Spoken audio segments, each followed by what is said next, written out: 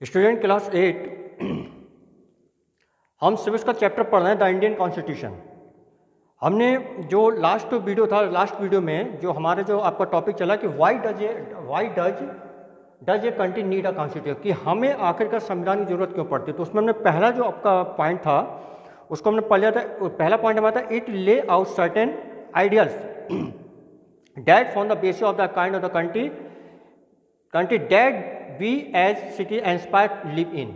इस टॉपिक पे हम डिस्कशन कर रहे थे, वो हमारा आपका पार्ट 1 था। आज का जो हमारा टॉपिक है सिविक्स का the Indian constitution, why does a country need a constitution part 2।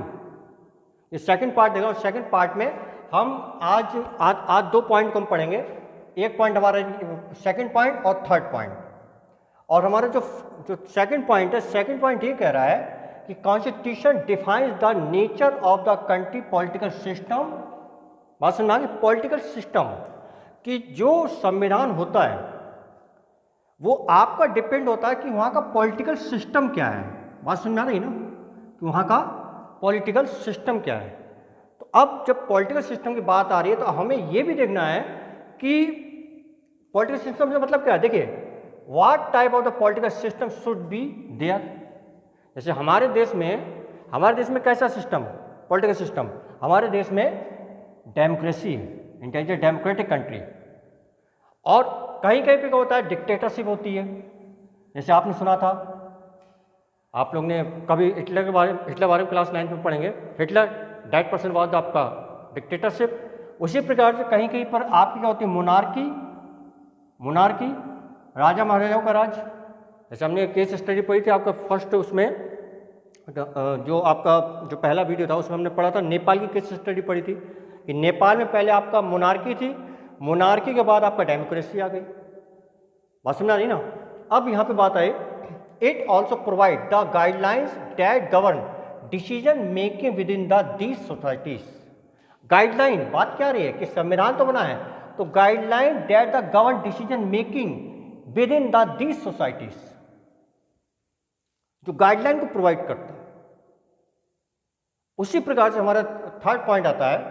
Third point कह रहा है कि constitution provide us the safeguard against the powerful authority. जो कॉन्स्टिट्यूशन होता है, संविधान,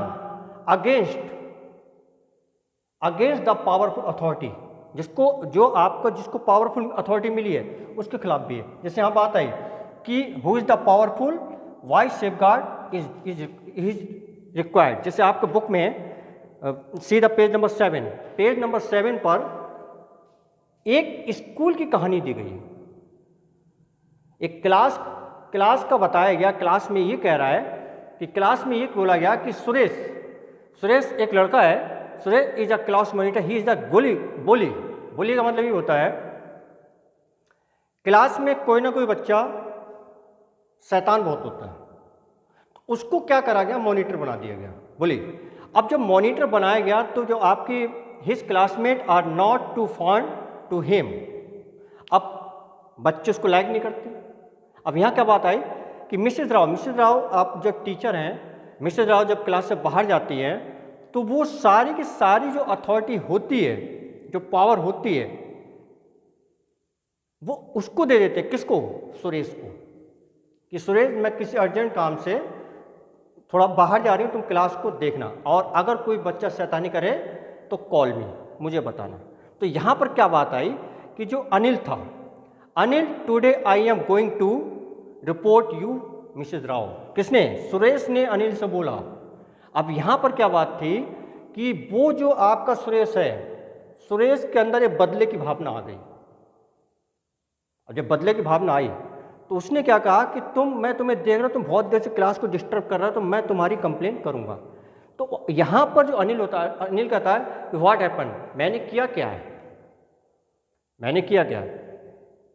when Mrs Rao return to the class, immediately क्या होता है कि जिस समय आपकी जब जो टीचर है वो क्लास में आती है, क्लास में आने के बाद वो जो सुरेश बेवजह जो बच्चा सीधा साधा उसकी कंप्लेन मैडम से कर देता है।